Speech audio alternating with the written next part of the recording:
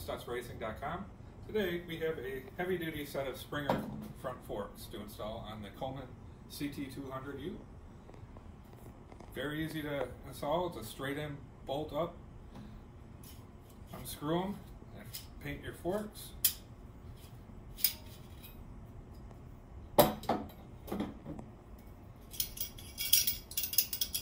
The spring simply unscrews.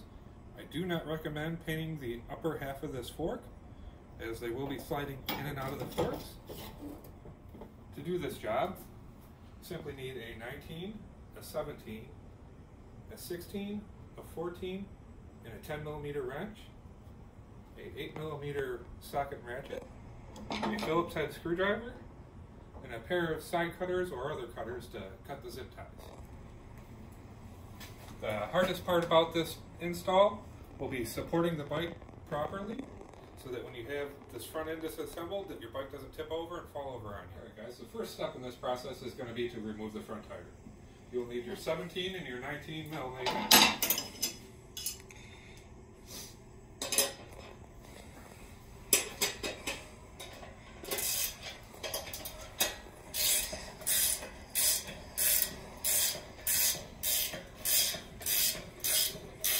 There's a washer in between each side of the axle. Keep your axle from hitting into your forks. Slide your axle out. Roll your front tire out. Guys, the next step will be to remove our fender and then our front grab bar here. We're basically going to work our way from the bottom up. For that, we'll need our 10mm.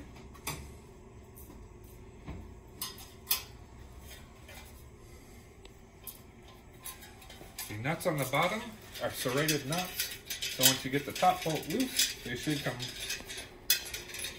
freely from out the bottom. There's some washers underneath there.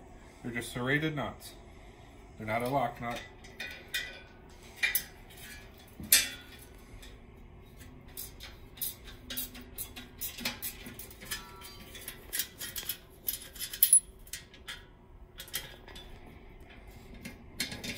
Work your fender out of there. Keep track of your parts. Washers one underneath the fender. Take your two 10mm out. You have two more 10mm up top for this rack. Same thing, there's serrated nuts on the bottom. Not lock nuts. Rack will come off. We'll be on to the next step. Now we're going to remove our controls. Cut any zip ties that you have holding your wires and cables together. It'll allow you to slide everything off without disconnecting any cables. Loosen up your screws for your throttle. You don't have to take these all the way out. You will be able to slide them right off the bar end.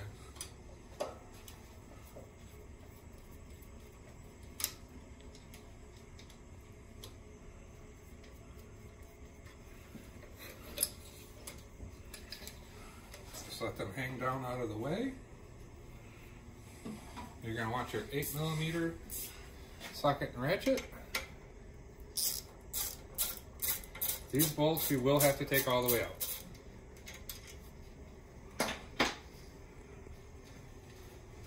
Just like before, just let it hang down out of your way.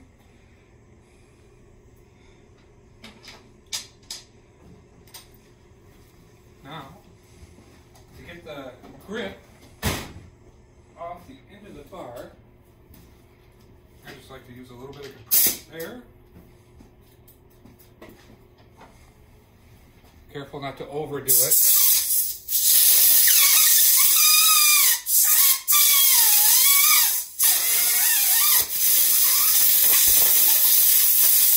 Now we're going to remove the front forks. You're going to need your 14 and your 16.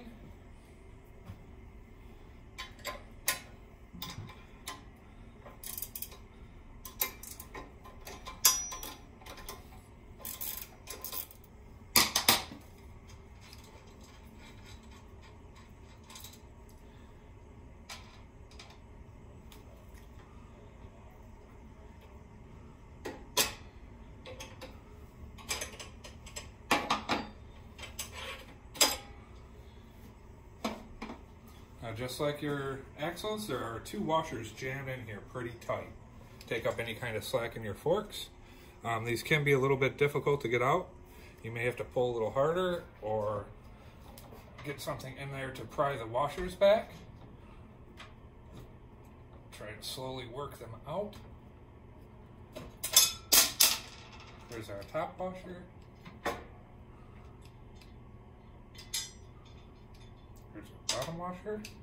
Now your cables, your controls will slide right through the center hole. Just set them down off to the side. Alright, we have our forks. As you can see, we've already taken the liberty to paint. And now we're just going to reverse the process.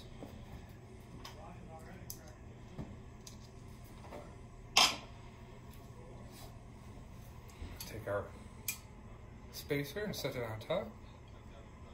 The top one may be easier to do first.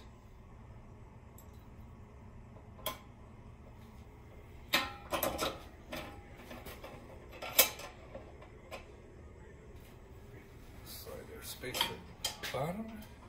Get it started.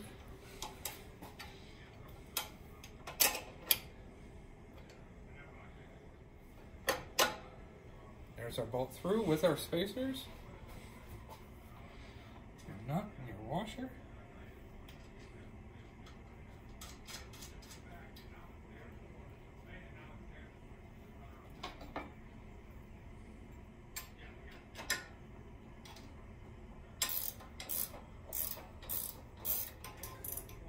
This is a lock nut, so you want it to be, want your forks to be free movement. You don't want any binding.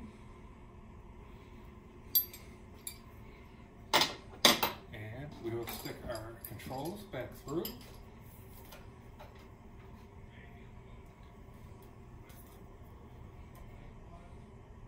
And let them hang off to the side. Out of your way. Alright, we're going to now install our handlebars. We have the TC Brothers handlebars with a 12-inch rise. We have a set of universal risers to mount the bars. We're going to install the risers first.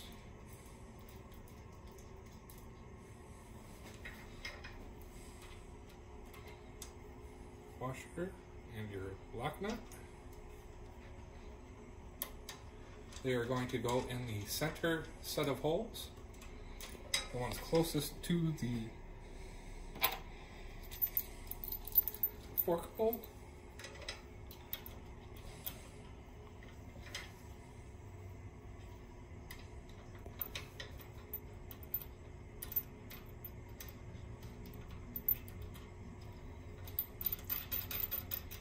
They are a captured bolt in the top of the riser. And they are a 17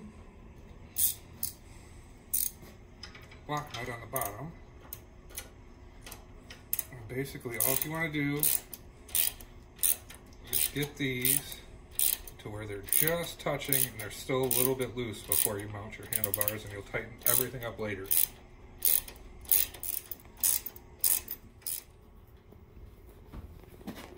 Now we're going to get the bars set.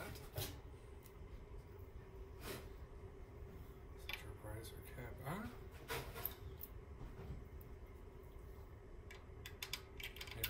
10mm bolt that goes in the top.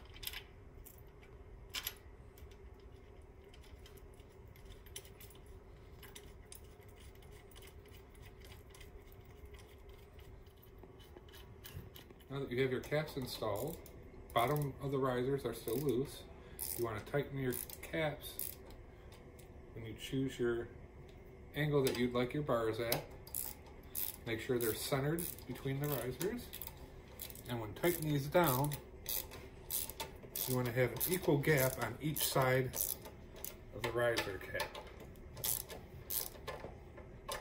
That'll get you the most grip on the bars that you can get. Alright, now that we have the upper risers all tightened up, you know that the bottom risers are in line. Now all you have to do is tighten up your two bottom 17s.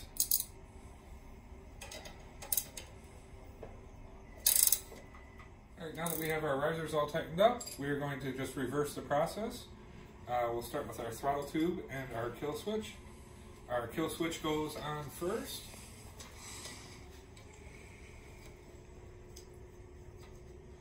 We'll slide our throttle tube on.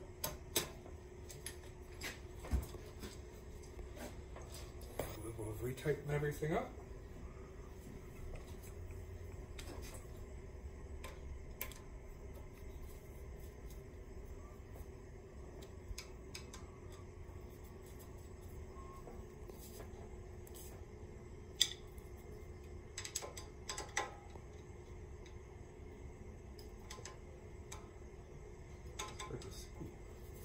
There we go. Make sure your throttle still works properly. No binding issues.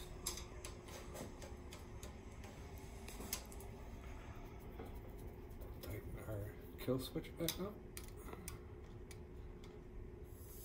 Now it's time to install the brake. We'll install the grip first. We'll just start the grip on. Turn this all the way over to the side.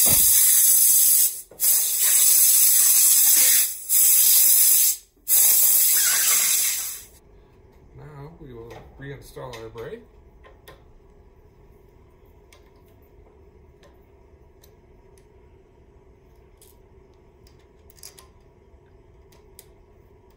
Now it is time to reinstall your fender and your rack. The rack goes underneath the front of this. The bolts need to drop in from the front side. You will have a very difficult time getting them underneath the bars if you do not.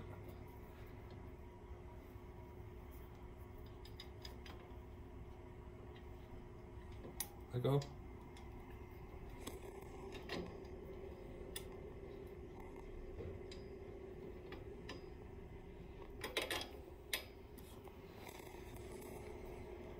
That will sit there with the two top bolts in.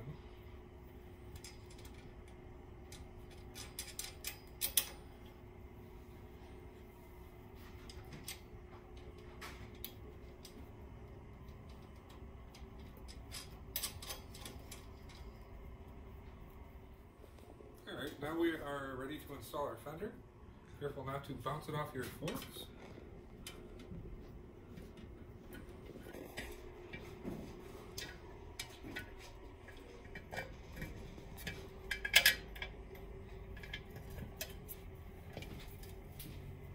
Remember that your big fender washers went on the bottoms of these bolts.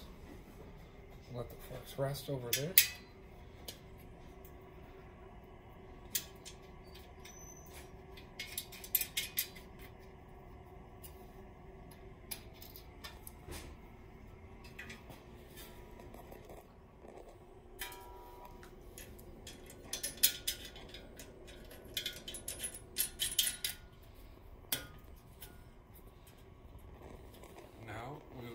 All of our 10 millimeters we use to mount our fender and our front rack.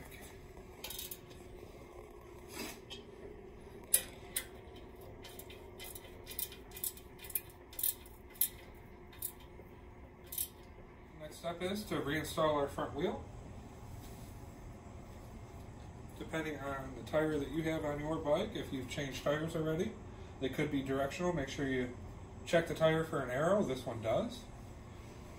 That marks the rotation of the wheel, so we want that going forward.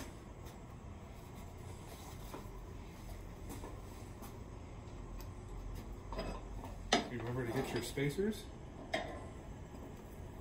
in between the wheel.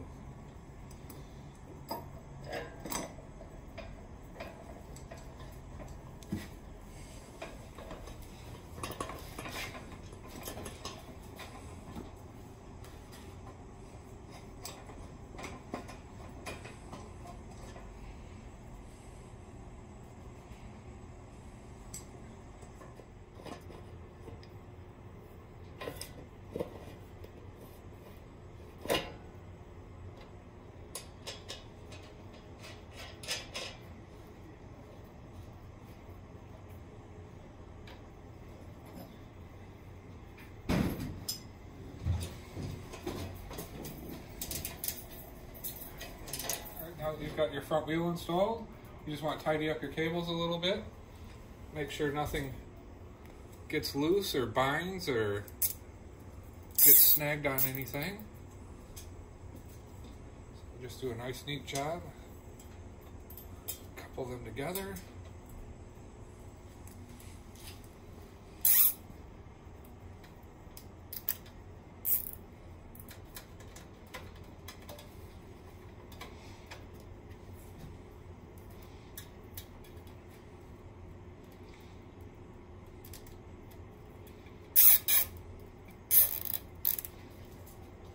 Trim off your ends, and then you want to turn your handlebars back and forth.